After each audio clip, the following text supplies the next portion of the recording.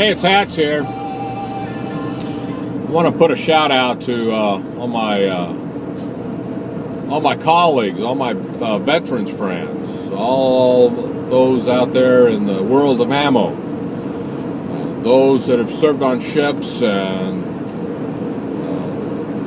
stomped around in the snow and the sand and all that. You know, it comes that time when you get a certain point in your life, your age, or maybe it's just some blood work or whatever the case may be, when the big question is, especially when the doctor looks at your hat and says retired Air Force on it, says, okay, how long were you in? And, you know, were you old enough to be in Vietnam? And things like that, and asks about what kind of career field and whether or not you're there because of a service-related issue. Makes you start thinking, mostly because of at least my career field, starting out in munitions as a 461 and working with some chemicals and working with different weapon systems and working in different areas, even in safety, being involved in certain areas and working in facilities that maybe down the road you think back to what you were exposed to. And so I'm having to think back to some of the places that I've been, and of course being at Utapao, Thailand.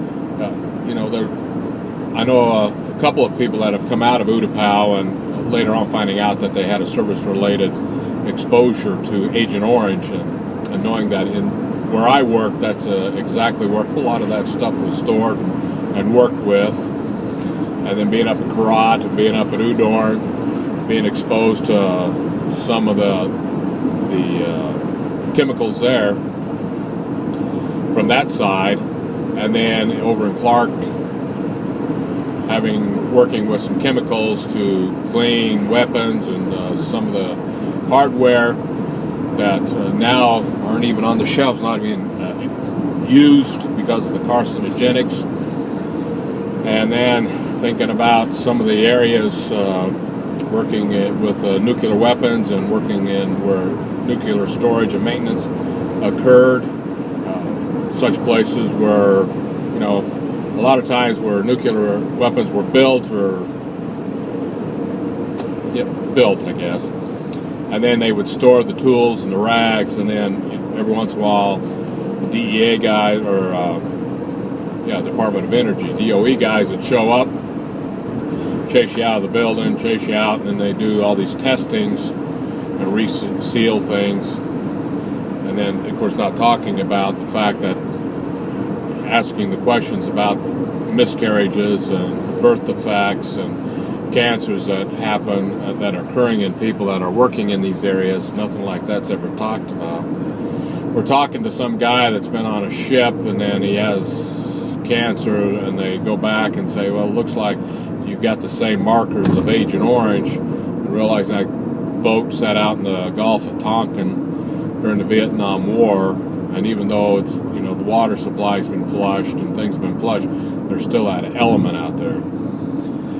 So I really, you know, again, this is accountability for me as well, but really encouraging everybody to get registered with the VA so they know what your career fields, your MOSs, your AFSCs, where were you stationed, what were some of the chemicals or the agents that you may have been exposed to.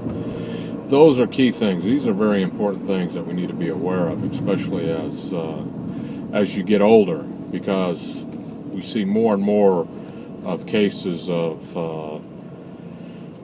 various cancers coming out, and you got to question, okay, if it's not cigarettes that's causing it, what the hell is why are these markers showing up in my body? So these are things that you need to be aware of. And so I raise this flag just as a reminder that make sure that you keep a note of where all that you've been, and make sure that you get with VA, because that's my goal. I kept telling all these folks in the VFW, and encouraging people to go to the clinics. And I know a couple guys that did, and it was worth their while to make sure that they did. I haven't, but I was reminded again this week that I need to go ahead and I need to make sure I get all this stuff on record, because it's important, because of the exposures, where you've been, what kind of work that you've done. And I just think back to, trichlorofluoral, trike, using that for anywhere from cleaning typewriters to cleaning chaff and flare units, different things. And being in, anyway, I just want to raise that flag, because I think it's important. Let's do us all a favor and let's get taken care of. Okay, let's get this stuff identified. And with that, I think I'm going to go to work.